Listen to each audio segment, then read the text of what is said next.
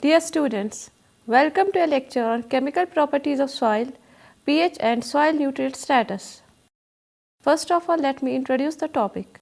Soil is the unconsolidated mineral or organic material on the immediate surface of earth and serves as a natural medium for the growth of land plants. The two essential things that plants absorb and remove from the soil are water and nutrients.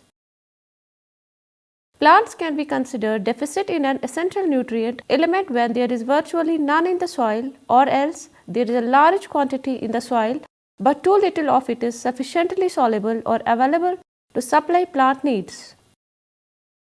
As a consequence, a total chemical analysis of the soil generally reveals little information that's important for plant nutrition. Instead, it is usually a relatively small part of the total element present in the soil that is available and important for plant growth. For these reasons, the major properties of soil like cation exchange capacity, ion exchange reaction, soil pH, solubilities and biochemical transformations are related to availability of the elements present in soil. First of all, the pH. The concept of pH is based on the ion product of water. Water is neutral because the concentrations of hydrogen and hydroxyl ions are equal. pH is a symbol used as quantitative measure of hydrogen ion concentration in a given substance. Using a strict chemical definition, pH is the negative log of hydrogen ion activity in an aqueous solution. The pH value varies from 0 to 14, with pH 7 indicating that the soil has a neutral reaction. Values smaller than 7 indicate acidity and the values greater than 7 indicate alkalinity. The farther more from the neutral point, the greater is the acidity or the alkalinity. That is, lower pH value indicates a stronger acid and a higher pH value indicates a stronger base. In pH scale, each pH point multiplies acidity by a factor of 10.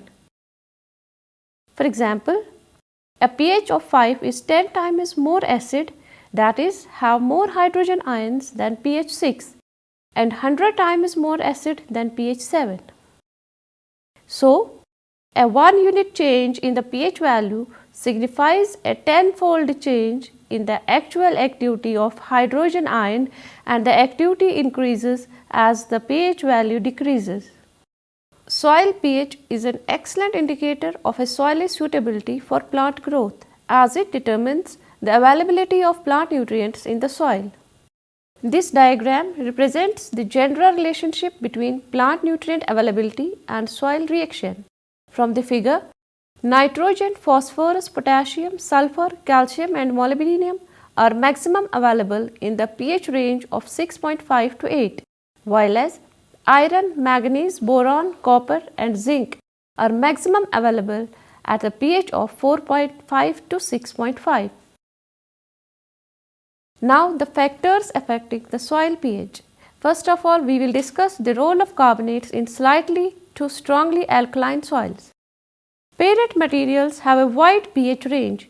Young soils inherit the pH of these materials. Throughout the world, however, there are many pyrite materials and soils that contain carbonates and are calcareous. When calcareous soil is treated with dilute hydrochloric acid, carbon dioxide is produced and escapes as a gas. Hydrolysis of carbonates produces an excess of hydroxyl relative to hydrogen ions to produce alkaline soil.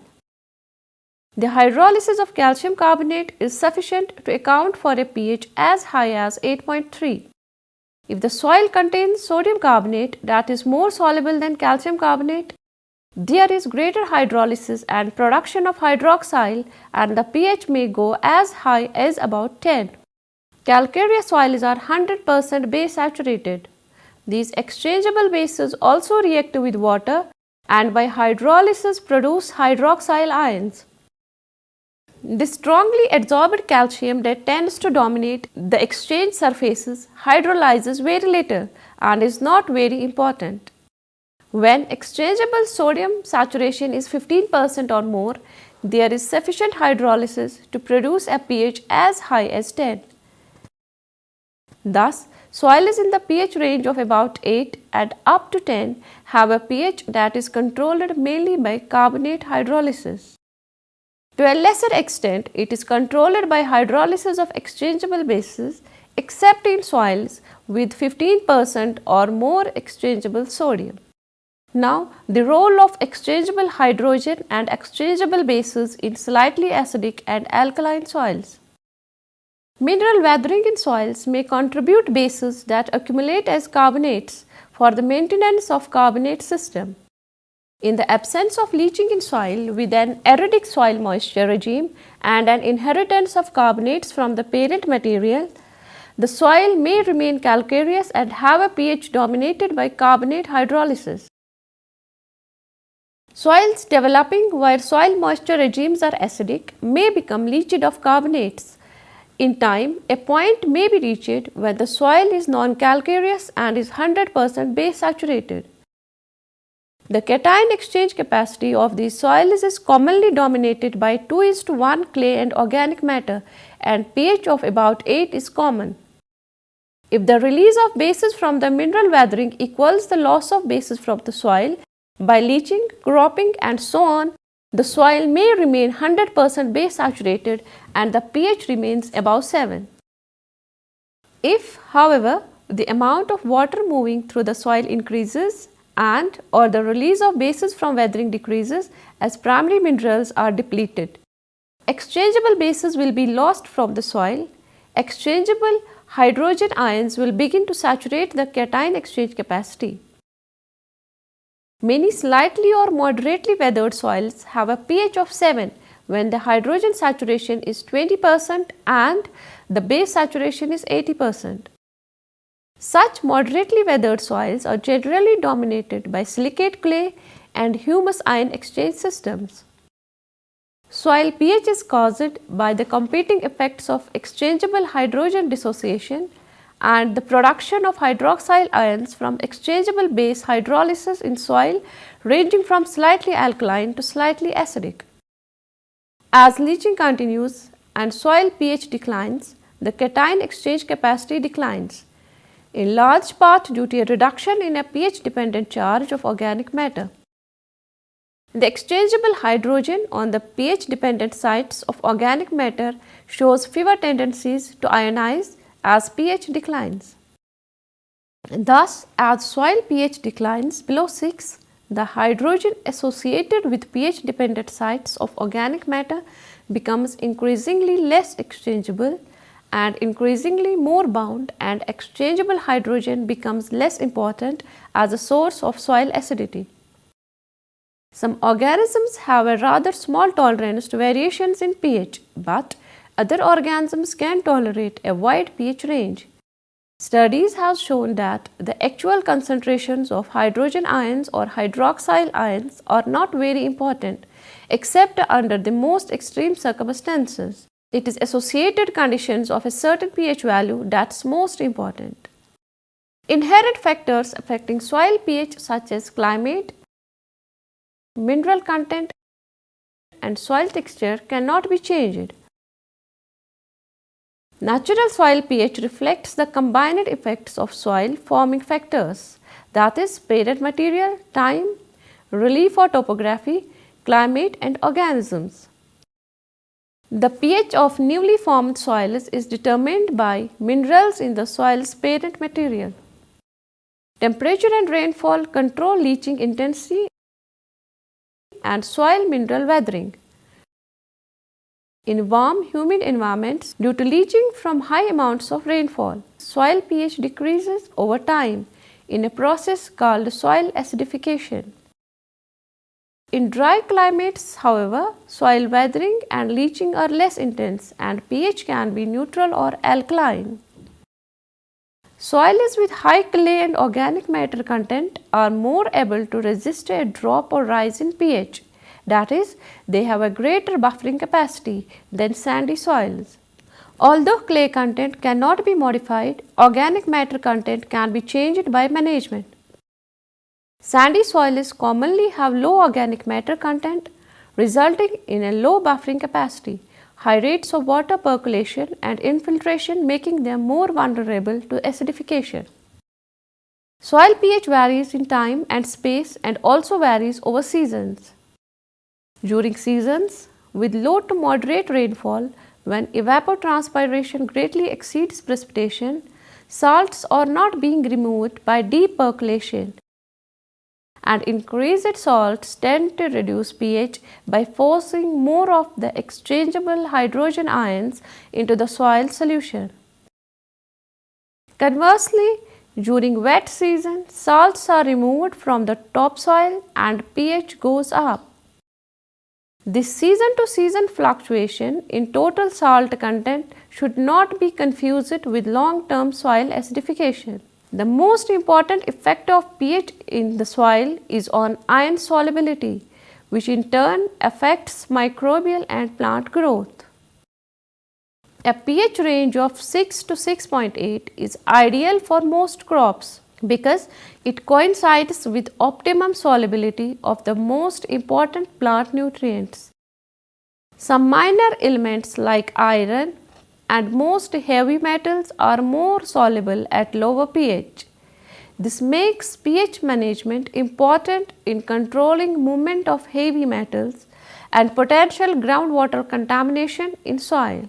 In acid soils, hydrogen and aluminum are the dominant exchangeable cations. The latter is soluble under acid conditions and its reactivity with water, that is hydrolysis, produce hydrogen ions. Calcium and magnesium are basic cations. As their amounts increase, the relative amount of acidic cations will decrease. Factors that affect soil pH include parent material, vegetation and climate. Some rocks and sediments produce soils that are more acidic than others. For example, quartz-rich sandstone is acidic, limestone is alkaline.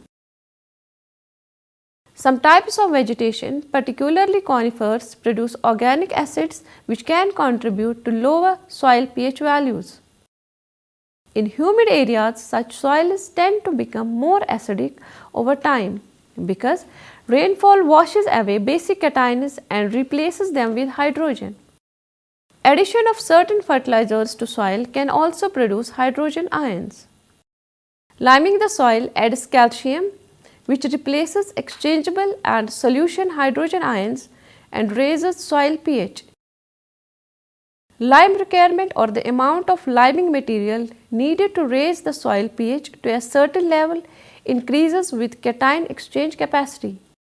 To decrease the soil pH, sulfur can be added, which produces sulfuric acid. Now the role of pyrite. In coastal areas, salt marshes occur and soils contain available iron and pyrite. These soils are flooded and water saturated most of the time. Under these reducing conditions, sulfur reducing bacteria produce sulfide. As long as soil remains flooded and reducing conditions exist, marsh plants grow well and pH may be almost neutral. However, due to lowering of the sea level or elevation of the land, the soil becomes aerated. Sulfur oxidizing bacteria may convert the sulfur within the pyrite to sulfuric acid. The pH may drop below 4, even as low as 2, and conditions can become too acidic for plants to survive. Now the role of fertilizers. Crop fertilization can also produce substantial soil acidity. Continued use of ammonia or ammonium fertilizers can lead to acidic soil conditions by the microbially mediated reactions. Nitrification of ammonium in 1 mole of ammonium nitrate results in 2 moles of nitric acid and 1 mole of sulfuric acid. Even ammonium hydroxide is acid forming. Upon nitrification, 1 mole of ammonium hydroxide produces 1 mole of nitric acid. The acidity from the nitrogenous fertilizers is not present in the fertilizers but is developed in the soil microbiological transformations of the common fertilizer material. Superphosphate is the only one that is inherently strong acid but does not have any long-term effect. Now dear students, the major changes in the soil pH.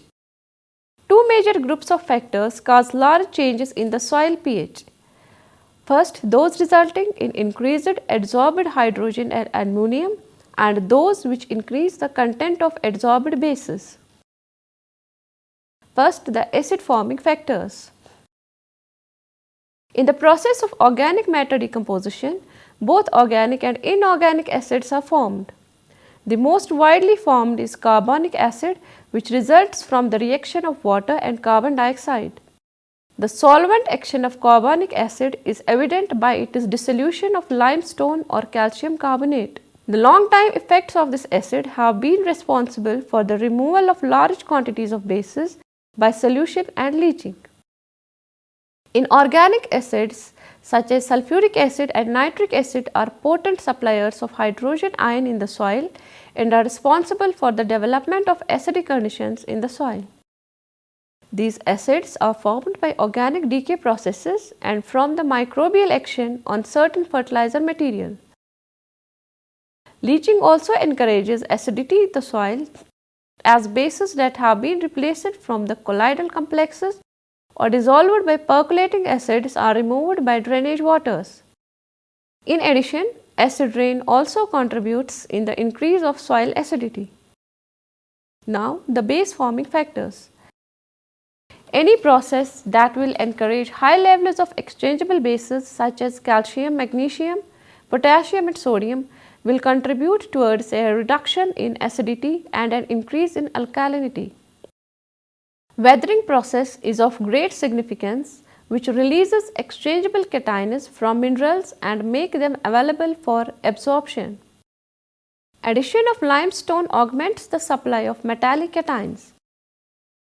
Irrigation water also frequently contain various kinds of salts whose cations are absorbed by soil colloids, thus increasing soil alkalinity. Now coming to the soil nutrient status. First of all, the nutrients present in the soil. The soil supplies the essential nutrients for proper plant growth and production. These nutrients can originate from weathered minerals or from decomposing organic matter. Now the nutrients and their plant available forms. First, Bramley nutrients.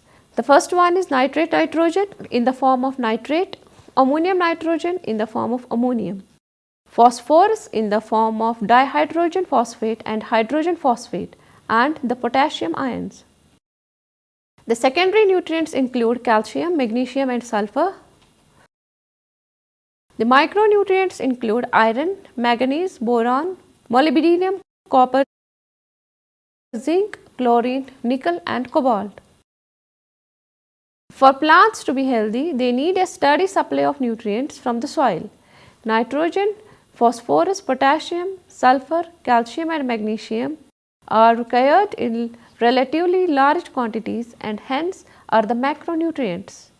Others are required in small quantities and form the micronutrients or trace elements. The examples are copper, zinc and manganese. A shortage or absence of any one of these essential nutrients can severely retard plant growth. Too many nutrients can be as bad as too few. The availability of nutrients is affected by the pH level of the soil. For example, in very acid soil, manganese and aluminum may be present in toxic concentrations. The nutrient status of a soil can be determined by laboratory analysis of the soil or the plants that grow in it. First, nitrogen. One of the key soil nutrients is nitrogen. Plants can take up nitrogen in ammonium or nitrate form. At pH near neutral, that is 7, the microbial conversion of ammonium to nitrate, that is the nitrification, is rapid and crops generally take up nitrate. In acid soils, that is pH below 6, nitrification is slow and plants with the ability to take up ammonium may have an advantage. Soil pH also plays an important role in volatilization losses. Ammonium in the soil solution exists in equilibrium with ammonium gas. The difference between ammonia and ammonium is a hydrogen ion. For example, if ammonia were applied to a soil at pH 7, the equilibrium condition would be 99% ammonia and 1% ammonium. At pH 8, approximately 10% would exist as ammonia. The equilibrium is strongly pH dependent. This means that a fertilizer like urea is generally subjected to higher losses at higher pH. But it does not mean that losses at pH 7 will be 1% or less. The equilibrium is dynamic. As soon as a molecule of ammonia escapes the soil, a molecule of ammonium converts to ammonia to maintain the equilibrium. The important point to remember is that under conditions of low soil moisture or poor incorporation, volatilization losses can be considerable even at pH values as low as 5.5. Soil pH is also an important factor in the nitrogen nutrition of legumes. The survival and the activity of rhizobium bacteria decline with increase in soil acidity. Now the phosphorus. The form and availability of soil phosphorus is also highly pH dependent, as the kind of phosphate ion present in the soil solution varies with the soil pH. When the soil is neutral to slightly alkaline, the hydrogen phosphate ion apparently is the most common form. As the pH is lowered and the soil becomes slightly to moderately acidic, both hydrogen phosphate and dihydrogen phosphate ions prevail. At higher acidities, dihydrogen phosphate ions tend to dominate. Because of the formation of insoluble compounds, a soil reaction which yields a mixture of hydrogen phosphate and dihydrogen phosphate ions is usually preferred. As soil acidity increases, there is a rise in activity of iron, aluminium and manganese. And under such conditions, soluble phosphorus is fixed as very complex and insoluble compounds of these elements, especially when soil pH is below 5. If the pH of a mineral soil is raised much above 7, the phosphate nutrition of higher plants is disturbed in other ways. First, at higher pH values, complex insoluble calcium phosphates are formed. Furthermore, at pH values above 7, the excess calcium may hinder phosphorus absorption and utilization by plants. The type of phosphorus in aluminium phosphorus and iron phosphorus minerals under acidic conditions tends to be more permanent than in calcium phosphorus minerals. Between 6 and 7, phosphorus fixation is at a minimum and availability to higher plants is at maximum. Now potassium.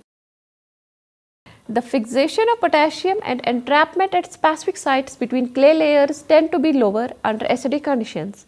This situation is thought to be due to the presence of soluble aluminium that occupies the binding sites. Raising the pH through liming would increase fixation and reduce potassium availability. However, this is not the case, at least in short term. Liming increases potassium availability, likely through the displacement of exchangeable potassium by calcium. Now, the exchangeable calcium, magnesium and sodium. As the exchangeable calcium and magnesium are lost by leaching, the acidity of soil gradually increases. Consequently, in humid region soils, there is a fairly definite correlation between pH and the amounts of these two constituents present in the exchangeable form. In arid regions, the same general relationships hold except under conditions where a substantial amount of sodium is absorbed. Now the aluminium and the micronutrients. When pH of mineral soil is low, appreciable amount of aluminium, iron and manganese constituents are soluble, so much that they may become extremely toxic to certain plants. However, as the pH is increased, precipitation takes place and the amounts of these ions in the solution become less, with the result at neutrality some plants suffer due to lack of available manganese and iron. If soil reaction is held within a pH range of 6 to 7, the toxicity of aluminium, iron and manganese and the deficiency of iron and manganese may be avoided. Copper and zinc are affected in the same way by rise in pH. The critical point is pH between 6 and 7, and above 7 their availability declines. Molybdenum behaves counter to it. Boron is somewhat different and more complicated, although neither the soil untreated nor the lime alone appreciably precipitate boron. The two in combination render it unavailable.